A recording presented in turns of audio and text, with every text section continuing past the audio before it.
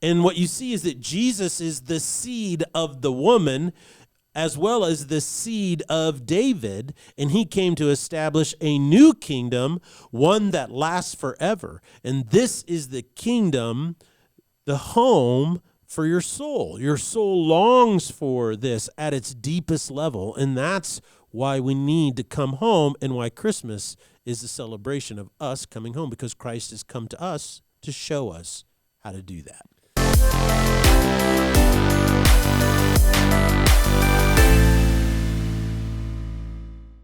Ladies and gentlemen, welcome to the Salty Pastor Podcast, a podcast dedicated to helping you learn and grow in your faith. It is a journey of faith that you must do. It is not something you can bypass. It's not something you can opt out of. It's not something that you can submit a delay on. It is something that you have to do in your lifetime. Grow up and be strong. Grow up and be strong, and we want to help you do that by teaching you to critically think for yourself so that you know what you believe and why you believe it.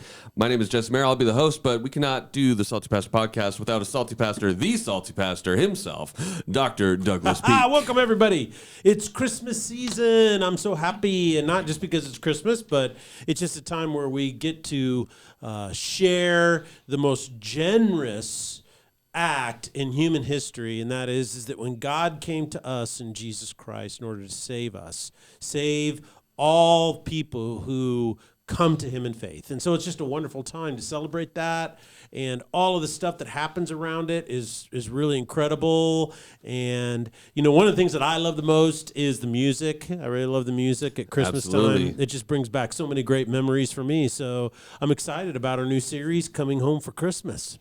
It's the time for Christmas celebration. I mean, you see it you see it all across everything, really, right? You walked in after Thanksgiving, and every store is playing Christmas music. Before Thanksgiving, Home Depot had their Christmas trees for sale. They had them ready. Well, that's because you had to have them ready to put up right after Thanksgiving. I guess. Okay. The market rush has begun, at least, but we're also celebrating the reason for the season here at Foothills, which is Jesus. And I just love the general level of people really leaning into the Christian lifestyle, whether intentionally or not, during the Christmas season. Everyone's a little bit more generous. They're a little bit more focused on trying to be happier, better people, focused on something bigger than themselves. And it's like, you know, if you took that and lived year-round, you'd probably be a little happier. It should be Christmas all year. It should be Christmas all year. Yeah. I will say that somebody I know does not like Christmas music, so if it was Christmas music, Christmas all year, and that music was playing all year, she would probably lose her mind. So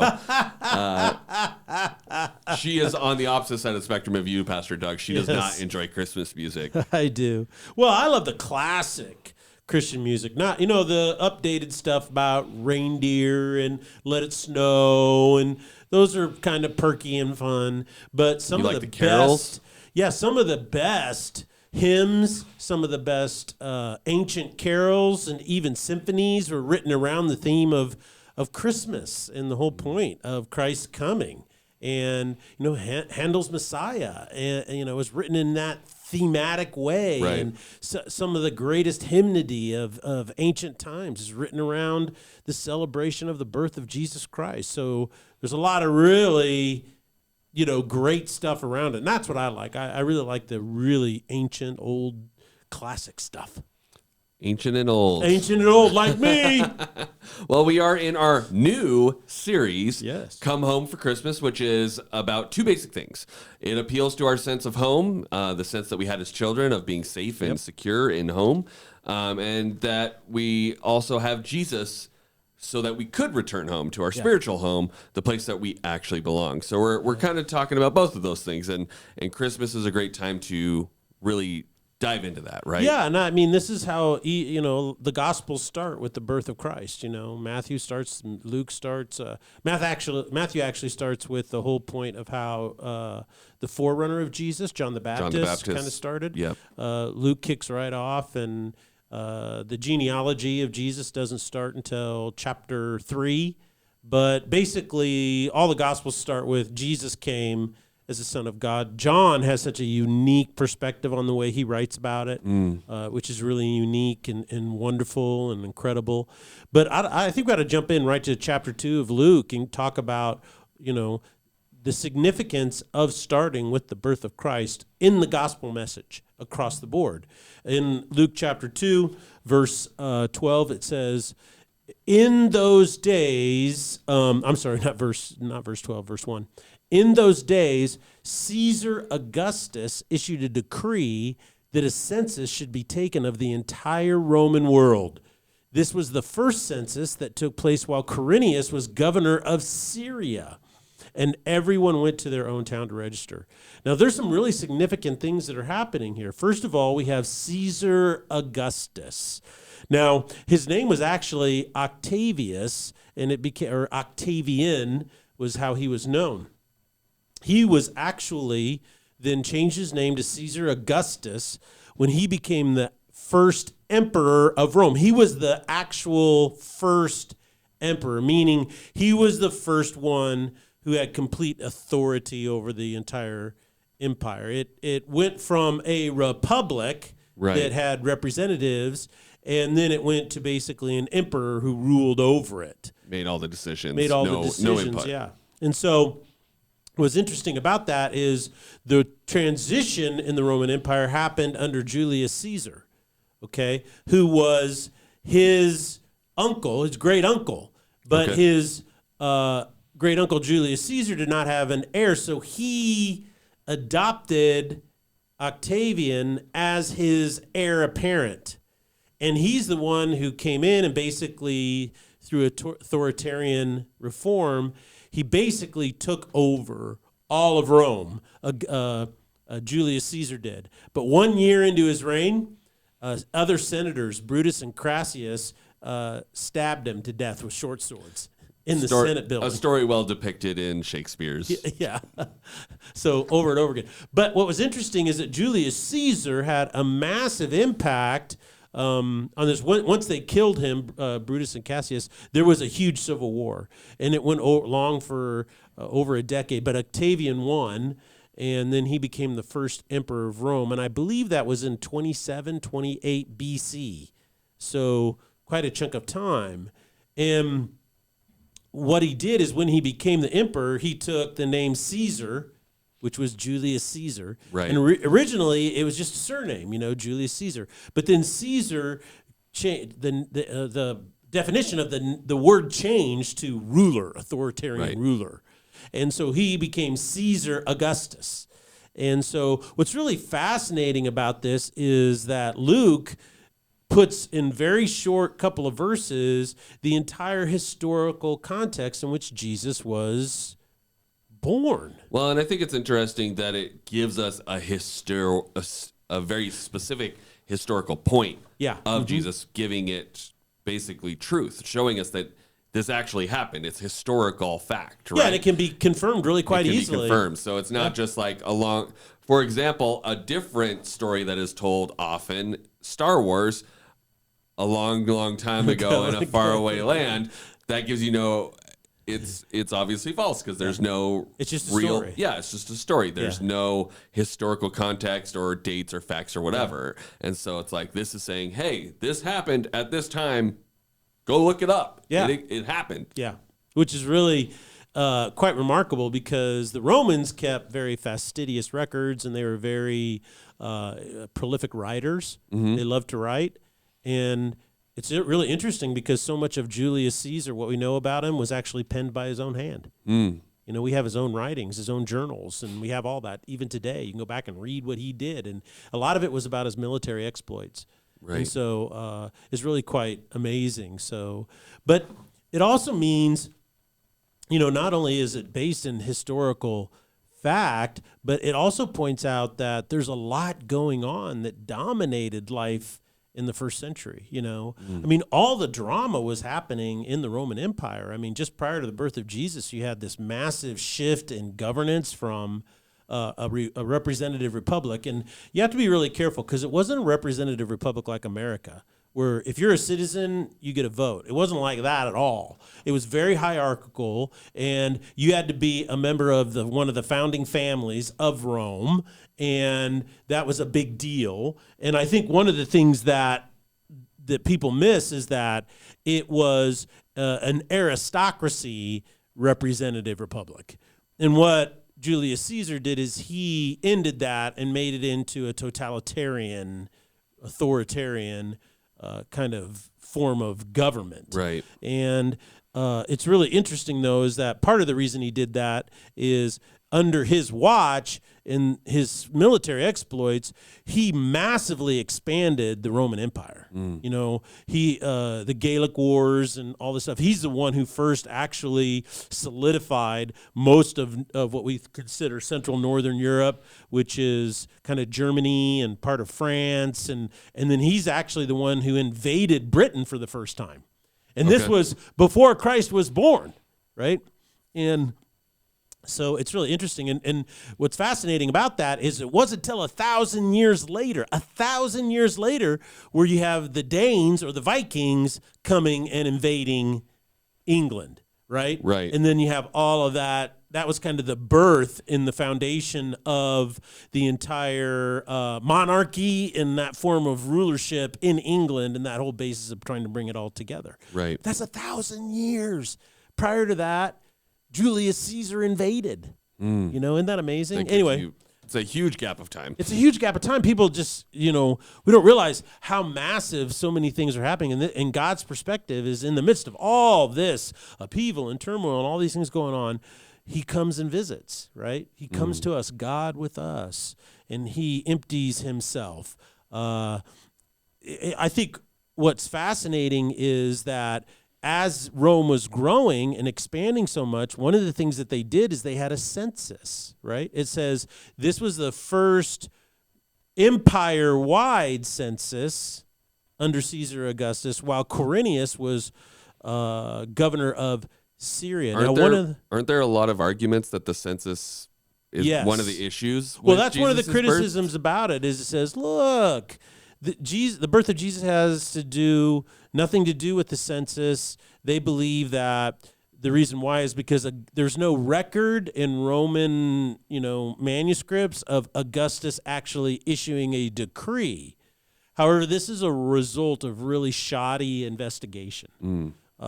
Rome had a census every 5 years. It started under King Servius Tullius in 508 BC. So they started it a long time before. 500 years before this, or 480 years before this, they've been having a census every 5 years. What's really interesting is when King Tullius did it, the entire Roman Empire consisted of about 80,000 men. Okay. That was it. And then it's interesting as you can see it grow century after century after century, the Peloponnesian Wars, you see how they fought in kind of in North Africa, and it grew up to about 250,000. All right. But then under Julius Caesar, it expanded to about 900,000, right? Right before that. And then, so between when Julius Caesar started to really come into power and he was as a director of all the armies. Yeah, it went from 900,000 to Augustus. That was about a 50-year period. So it goes from 900,000 in the census to 4 million. Oh my gosh. So it quadruples in size. Right. In a very short period of time. It's like, and so what that means is that, how do you account for all that? You have this massive expansion, you quadruple in size, and up to that point, the only way that you could register in the census is you had to travel to Rome. So you had to load up your donkey or cart and go to Rome, register every 5 years, and then leave. Well, this obviously became impossible because the empire had expanded so massive, wide. Yeah. How do people in Northern Africa, it takes a year to travel there. Right.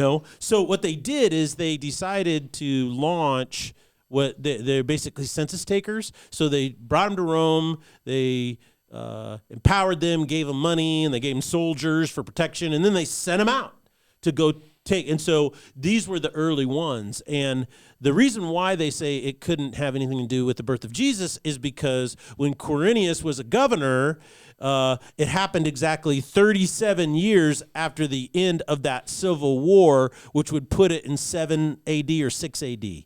But what they failed to realize is that Quirinius was a governor prior to this too, see? He was a governor in Palestine, and prior to that, he was a governor in Syria. He was farther up north. And so So if you actually track it back, so if Quirinius became governor of Palestine in 6 AD at that particular time, then what happens is you go back 5 years for a census and you're in 1 AD, and at that time he wasn't. Then you go back another 5 years, you're at 4 AD, and this is where, BC. 4 BC, that's right, and that's where most people believe that Jesus Christ was actually born, was between 3 and 5 BC sometime. Okay. And they think it was maybe in the summertime. Okay. They're not quite sure. So, I mean, this basically is, again, what is typically happens when people try to raise arguments is they don't understand the context. Or Correct. They're cherry picking something and they go, cherry well, pick the facts. Yeah, they're like, hey, Quirinius wasn't the government there, so there's no way that this could be true. And it's like, no, you just got to read further. Yeah, beyond. you have to really know your material. Yeah, Quirinius was appointed governor in 6 AD in a different region. That is true, but the one that Luke is referring to is the one that was probably in about 4-5 BC. So, I mean, one of the things I find really fascinating about the story of Jesus is that it's not a story, quote unquote, in the way we think of stories these days, where it's like, oh, it's a made up fictional tale. There's a lot of historical facts. It's very factually accurate. And even though it took place 2,000 years ago, we have very specific historical records of the events confirmed by multiple sources. Yes. Which is what you want with your history. You don't want one person said, I saw this, and you're like, okay, My cousin Ned told me. I'm writing it into the history book because cousin Ned said so. That's right.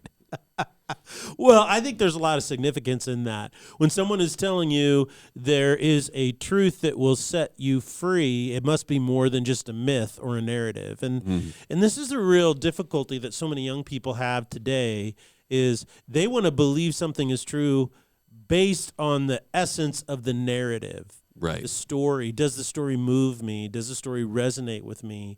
And what the people who do this is postmodern ideology. What you don't realize is that you're actually making yourself the center of the universe. And I don't know about you or anybody else, the Bible's pretty specific on this, and that is that, you're a wonderful creation of God, but because of sin, you can't trust yourself. You can't trust your feelings. You can't trust everything you like. I don't know about you, but there's a lot of things that I really like that are not good for me. Absolutely. And so that's part of what it means to be a human being. So the truth that sets us free has to be rooted in something more than just a really great story, which this is. It has to be rooted in a foundational truth, immutable truth, facts that can't be changed, no matter how much you want to change them. They don't really take into account how you feel about it. It's just a fact. It just is. And it's so important to understand that as a person, you have a soul.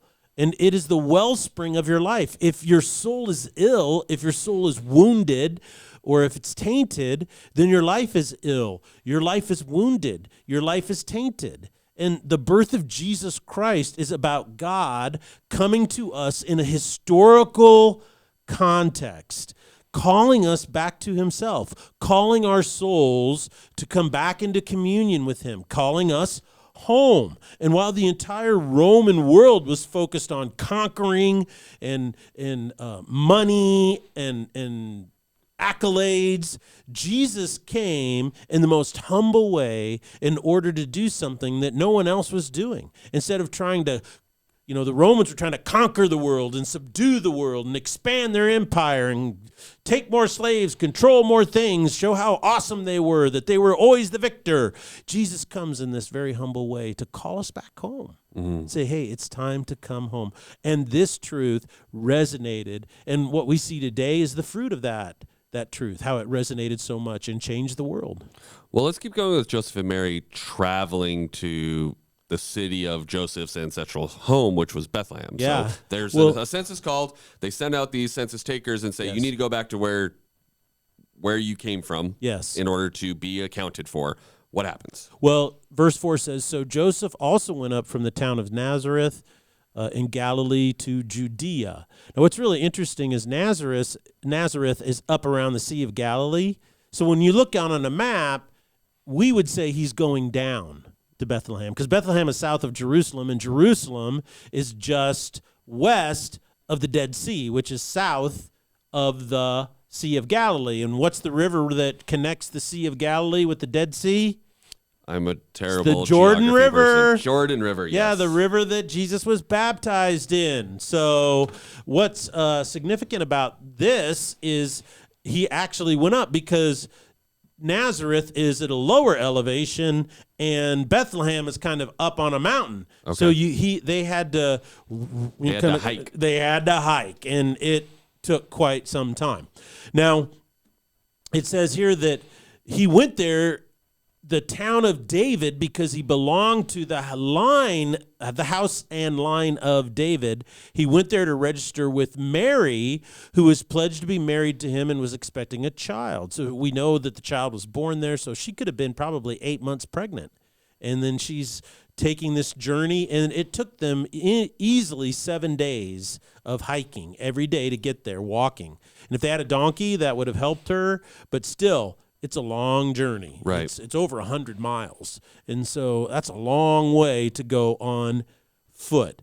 Now, this is significant is that it shows how both Mary, the mother of Jesus, and Joseph, his stepfather, both were descendants of the house of David. And this is critical. In 2 Samuel chapter 7, this is the Old Testament story with King David after he had moved into Jerusalem, and they started to construct and build the city of David. And at this point, David was living in his palace, and he was really distraught that the Ark of the Covenant, God's presence, was living in a tent outside the city walls. Right. He didn't like that. So he says, how can I live here? How can I live here? How can I do this? And God's living out in a tent.